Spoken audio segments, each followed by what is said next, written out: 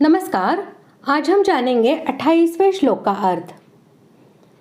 इस प्रकार समाधि योग के साधन को यज्ञ का रूप देकर अब अगले श्लोक में द्रव्य यज्ञ, तपो यज्ञ, योग यज्ञ और स्वाध्याय रूप ज्ञान यज्ञ का संक्षेप में वर्णन करते हैं। श्लोक 28। द्रव्य यज्ञास्तपो यज्ञाग योग यज्ञास्तथा परे स्वाध्याय ज्ञान यज्ञाश्च यतयः संचितं व्रताः। श्लोक का अर्थ।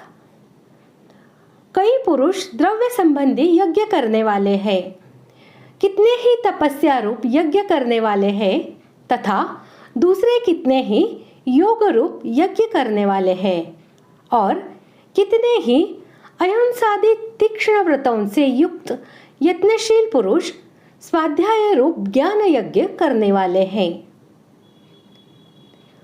अपने अपने वर्ण धर्म के अनुसार न्याय से प्राप्त द्रव्य को ममता, आसक्ति और फलेच्छा का त्याग करके यथा योग्य लोक सेवा में लगाना अर्थात उपर्युक्त भाव से बावली, कुएं, तालाब, मंदिर, धर्मशाला आदि बनवाना, भूखे, अनाथ, रोगी, दुखी, असमर्थ, भिक्षु आदि मनुष्यों की यथावश्यक अन्न, वस्त्र, जल, औषध, पुस्तक आदि वस्तुओं द्वारा सेवा करना, विद्वान तपस्वी वेद पाठी सदाचारी ब्राह्मणों को गौ, भूमि, वस्त्र, आभूषण आदि पदार्थों का यथा योग्य अपनी शक्ति के अनुसार दान करना, इसी तरह अन्य सब प्राणियों को सुख पहुंचाने के उद्देश्य से यथाशक्ति द्रव्य का व्यय करना द्रव्य यज्ञ है। इस यज्ञ के करने का अधिकार केवल गृहस्थों को ही है, क्योंकि द्रव्य का संग्रह करके परोपकार में उसके व्यय करने का अधिकार संन्यास आदि अन्य आश्रमों में नहीं है।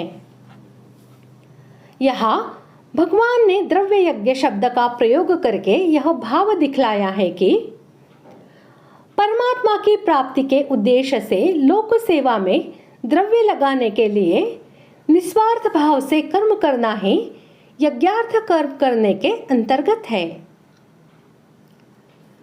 परमात्मा की प्राप्ति के उद्देश्य से अंतःकरण और इंद्रियों को पवित्र करने के लिए ममता, आसक्ति और फलेच्छा के त्याग पूर्वक व्रत उपवास आदि करना, धर्म पालन के लिए कष्ट सहन करना, मौन धारण करना, अग्नि और सूर्य के तेज को तथा वायु को सहन करना, एक वस्त्र या दो वस्त्रों से अधिक का त्याग कर देना, अन्न का त्याग कर देना, केवल फल या दूध खाकर ही शरीर का निर्वाह करना, वनवास करना आदि जो शास्त्र विधि के अनुसार तितिक्षा संबंधी क्रियाएं हैं, उन सब का वाचक यहाँ तपोयज्ञ है।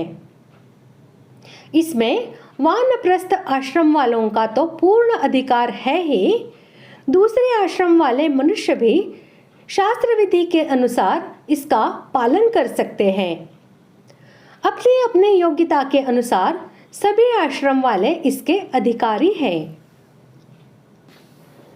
यहाँ अनुमान से यह प्रतीत होता है कि चित्तवृत्ति निरोध रूप जो अष्टांग योग है, संभवतः उसी का वाचक यहाँ योग यज्ञ शब्द है।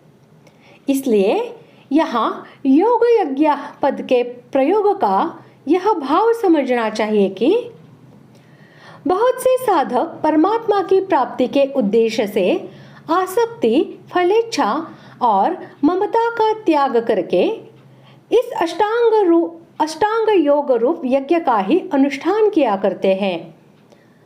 उनका वह योग साधन रूप कर्म भी यज्ञार्थ कर्म के अंतर्गत है। इसलिए उन लोगों के भी समस्त कर्म विलीन होकर उनको सनातन ब्रह्म की प्राप्ति हो जाती है।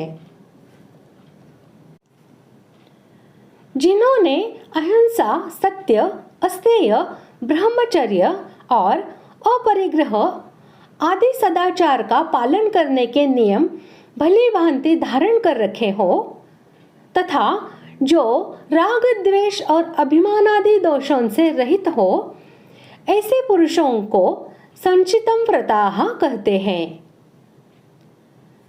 जिन शास्त्रों में भगवान के तत्व का, उनके गुण, प्रभाव और चरित्रों का तथा उनके साकार, निराकार, सगुण, निर्गुण स्वरूप का वर्णन है, ऐसे शास्त्रों का अध्ययन करना, भगवान की स्तुति का पाठ करना, उनके नाम और गुणों का कीर्तन करना तथा वेद और वेदांगों का अध्ययन करना स्वाध्याय है।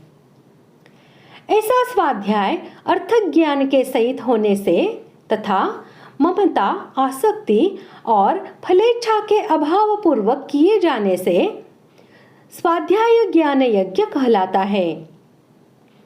इस पद में स्वाध्याय के साथ ज्ञान शब्द का समास करके यह भाव दिखलाया है कि स्वाध्याय रूप कर्म भी ज्ञान यज्ञ ही है। इसलिए गीता के अध्ययन को भी भगवान ने ज्ञान यज्ञ नाम दिया है। गीता के अंत में भगवान ने कहा है कि जो इस गीता शास्त्र का अध्ययन करेगा उसके द्वारा मैं ज्ञान यज्ञ से पूजित होऊंगा, ऐसा मेरा मत है। तात्पर्य यह है कि गीता का स्वाध्याय ज्ञान यज्ञ है। गीता के भावों में गहरे उतरकर विचार करना, उसके भावों को समझने की चेष्टा करना आदि सब स्वाध्याय रूप ज्ञान यज्ञ है। इस प्रकार आज हमने 28वें श्लोक का अर्थ जान लिया है। अगले भाग में जानते हैं 29 और 30वें श्लोक का अर्थ। धन्यवाद।